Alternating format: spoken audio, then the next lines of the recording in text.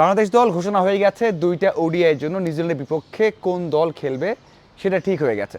আমরা সবাই জানতাম যে সবশেষ সিরিজটা হয়েছে পাকিস্তানের বিপক্ষে, সেখানে যে দলটা ছিল সেখান থেকে পরিবর্তন করা হবে না। তবে অনেক কথা রয়ে গিয়েছিল যে ওখানে যে দল গঠন করা হয়েছিল অথবা একাদশ খেলানো হয়েছিল এবারও সেটা হবে কিনা।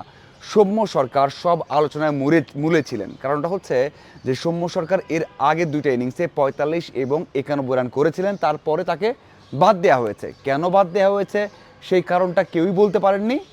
যে ব্যাখ্যা দিয়েছেন কোচিং প্যানেল অথবা যারা রয়েছেন সাথে তারা অথবা অধিনায়ক মিরাজ, সেই ব্যাখ্যায় কিন্তু সন্তুষ্ট হওয়ার মতো কিছুই ছিল না, যে একটা দায় সারা ব্যাখ্যা ছিল। কিন্তু আজকে যখন প্রেস কনফারেন্সটা হয়েছে তখন সেই কথাগুলো বারবার এসেছে যে আপনারা একাদশ নির্বাচনে ভূমিকা রাখবেন কিনা, যারা বাইরে ভালো খেলছে বা যেই একটা ব্যবস্থা, যে সিস্টেমটা অথবা যে প্রক্রিয়াটা সেটা যদি ভাঙা হয় এবং সেই ইম্প্যাক্টটা দলের উপর পড়ে, সেটা থামানোর জন্য আপনারা কিছু করবেন কিনা। সেখানে প্রধান নির্বাচক নিজে বলেছেন হাবিবুল বাশার সুমন যে তিনি সরাসরি দলের উপর হস্তক্ষেপ করতে পারবেন না, একাদশটা কেমন হতে পারে আর সেখানে তিনি কথা বলতে পারবেন না। তবে তবে তারা কথা বলতে চান যে একটা প্লেয়ার বাদ পড়ছেন, একাদশে থাকার মতো যোগ্যতা আছে, কিন্তু হঠাৎ করে কেন তাকে বাদ দেওয়া হলো। যদি এমনটা হয়, এমন অনিয়ম হয়, নিয়ম ভাঙা হয়, তাহলে নিঃসন্দেহে তিনি কথা বলবেন। দেখুন, আমি এর আগে অনেকবার কথা বলেছি যে আগের নির্বাচক প্যানেলটা কোনো কথা বলতেন না, না প্লেয়ারদের সাথে, না কোচিং স্টাফের সাথে, না প্রধান কোচের সাথে, না ম্যানেজমেন্টের সাথে, না ডিরেক্টরদের সাথে, কারোর সাথে কথা বলতেন না, একটা দল দিয়ে দিতেন এবং তারা এমন একটা ভাবে চালাতেন দলটাকে যেখানে বলতেন যে হ্যাঁ আমাদেরও তো একটা নিয়ম নীতি আছে বা আমরাও একটা প্রভাব রাখতে পারি, এই জন্য আমাদের কথা মতো দুই একটা প্লেয়ার থাকবে।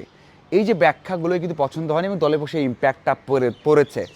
এখন যে নির্বাচক এসেছেন বা প্রধান নির্বাচক এসেছেন তিনি বলেছেন যে না, তিনি একটা নিয়ম নীতি মেনে যেতে চান। যদি এমন হয় যে সৌম্য সরকার ৪৫, ৯১ করে বাদ পড়লেন, সেই বিষয়টা জিজ্ঞাসা করতে চান কোচিং স্টাফদের অথবা বলতে চান, মানে অনুরোধ করতে চান যে তাকে খেলানো যায় কি না, কারণ এটা দলের জন্য ভালো, লং রান ভালো, সেই কথাটা বলেছেন। দেখুন, এর আগে অনেকবার এমন হয়েছে, সেখানে ছিলেন শরীফুল, ছিলেন সৌম্য, তানভীর এবং সেখানে অঙ্কন, এই চারজন খেলেননি। কিন্তু চারজনকে খেলানো হলো না কেন এবং এবার খেলানো হবে কি না সেই প্রশ্ন থেকে গেছে। এবং যারা বাইরে আছেন, সেখানে সোহান হোক, অঙ্কন, জাকের হোক অথবা অন্য এবিসিডি যিনি হোক না কেন, তাদের সাথে কথা বলার অপশন রয়েছে।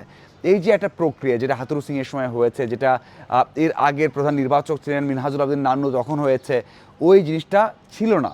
তো ওটাই কিন্তু করতে চায়। দেখুন, আবারও বলতে হয় যে দলটা দেওয়া হয়েছে সেটা আগে যে দলটা ছিল পাকিস্তানের বিপক্ষে খেলেছে বাংলাদেশ দল, সেই দলটাই আছে, কোনো পরিবর্তন নেই।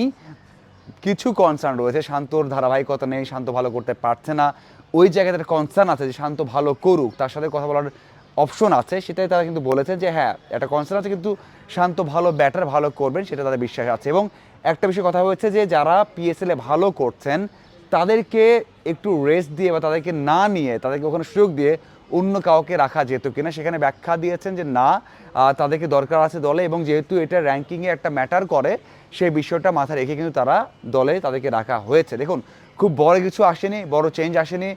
হাবিবুল বাশার সুমন তার প্রথম প্রেস কনফারেন্স, এটা অ্যাজ এ চিফ সিলেক্টর, এই জন্য খুব চেঞ্জ করেননি, আগে যে দলটা ছিল সেটারও ভরসা রেখেছে। যদি এখানে ভালো করতে না পারেন, ওই দলটা সেই ভরসা রাখতে না পারেন, তাহলে থার্ড যে ওডিআইটা আছে সেখানে হয়তো আমরা পরিবর্তন দেখতে পারি এবং সামনে যে ওডিআইগুলোতে আছে সেখানে আমরা এই প্রধান নির্বাচক হাবিবুল বাশার সুমনের একটা ইম্প্যাক্ট দেখতে পারি। দলটা কেমন হয়েছে অবশ্যই জানাবেন, সাথে যে প্রক্রিয়ায় এই প্রধান নির্বাচক কাজ করতে চান বা এই নির্বাচক প্যানেল চারজনের কাজ করতে চায়, যেটা বলেছেন যে সবার সাথে কথা বলে পারফরমেন্স দেখে দরকার হলে একাদশেও একটা ইম্প্যাক্ট ফেলা যায় কিনা সেটা করতে চেয়েছেন।